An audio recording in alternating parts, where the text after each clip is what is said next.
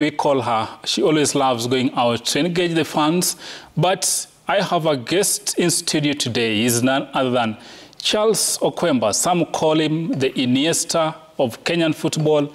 In his golden days gone by, he was one of the most creative forces in AFC Leopard's midfield, where, of course, we'll be discussing a lot pertaining to the club. But first things first, let's have a look at Thomas Tuchel, the new coach of AFC Leopards, who is already in town. If you can have a look at that clip.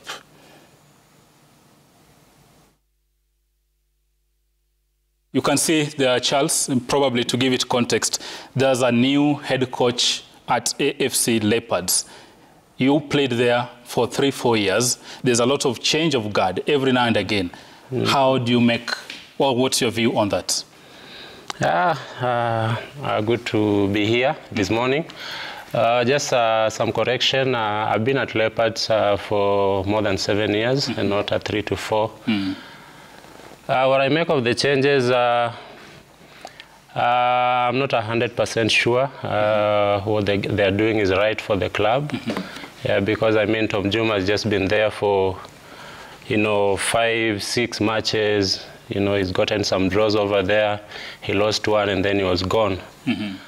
So I can't bet on him, being able to succeed at FC Leopards at this particular time, bearing in mind what is surrounding the club.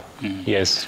But again, Charles, you played there for 7 years, you say. Yep. But Tom Juma, when he was sacked, one thing he said is there are cartels, quote unquote, at the club. Yep. I don't know whether you agree to this, and are these part of the challenges you guys faced when you were playing for the club?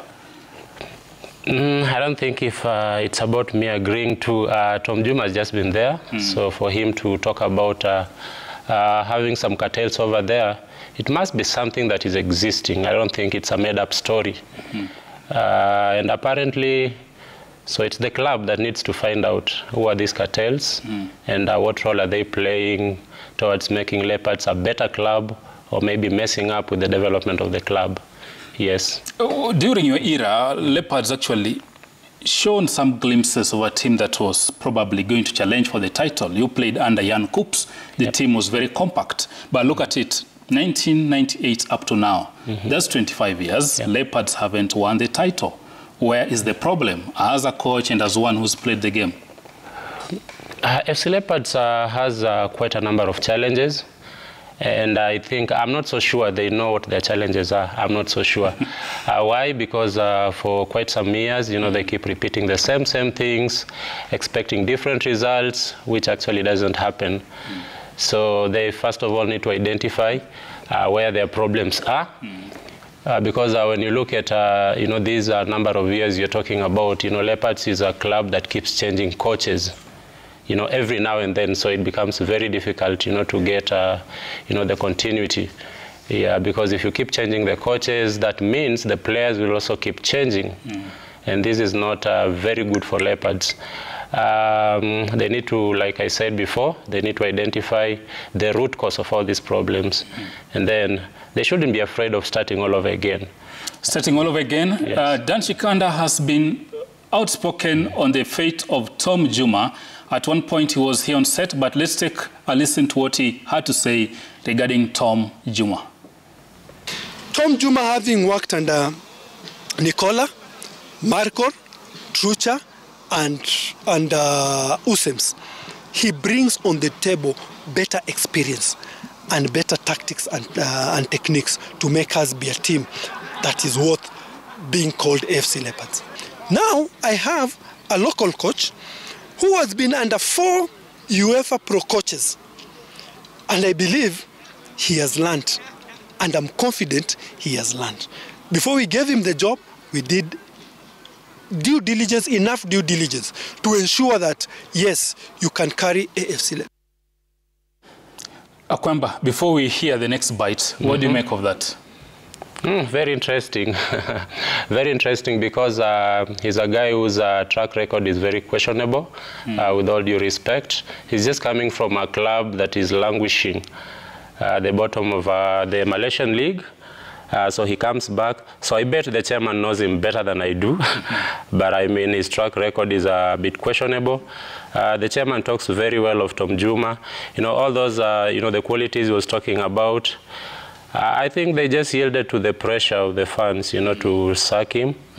And sometimes it beats logic. I don't understand why, you know, we expect very fast results. I mean, football, for you to be able to build something, you need time on your side. There was a lot of outcry about, you know, Juma being sacked, and I didn't think it was really healthy for the club. You need anything good, it takes time. So I don't think they really gave them the time that he needed. The new coach in town, Thomas, who is a Czech Republic national, has been with Ingwe before, and he didn't last even 2 months. He left saying his life was in danger. Does he have the magic to turn around the fortunes?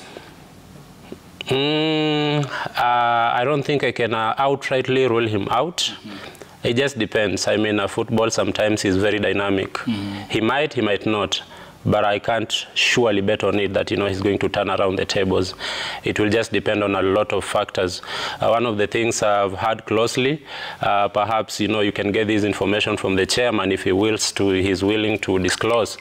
But I mean, if there is you know, animosity within, you know, the hierarchy, the club hierarchy, it becomes very difficult, you know, for them also to be able to, I mean, put things together in the club.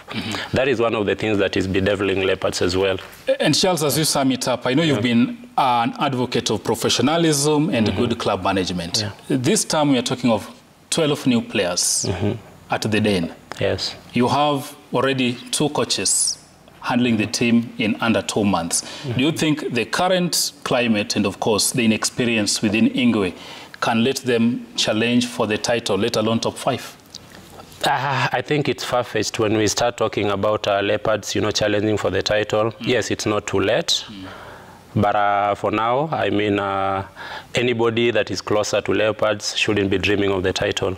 Number one, you know, they just need to put their house in order, work so hard to start turning around the tables at Leopards, which means they need to begin winning matches before they can even dream of the title. I mean, people right now have Posta Rangers, who is the leading club, has, it should be 16 points, yeah? So when you're talking of the title, I think they'll be overstretching themselves. They just need to find a winning formula first. And finally, from where you sit, what must Ingwe do to go back to their glory days? Like I've said, I mean, they need to put a lot of, they need to make sure that there is a conducive environment, number one, you know, for the incoming coach.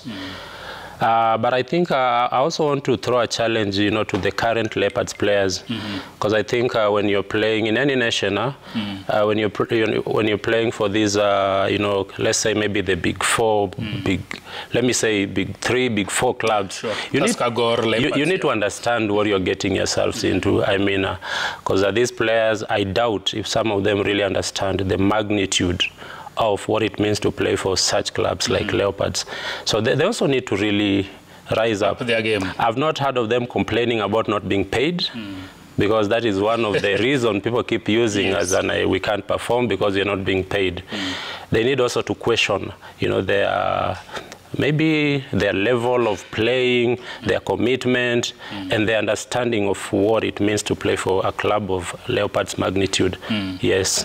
The players need to understand what it means to don the Ingwe jersey. That's according to Charles Okwemba, former club midfielder. Charles, always a pleasure having you on board. Thank you. And thanks for making time to grace Sporty Monday. Thank you.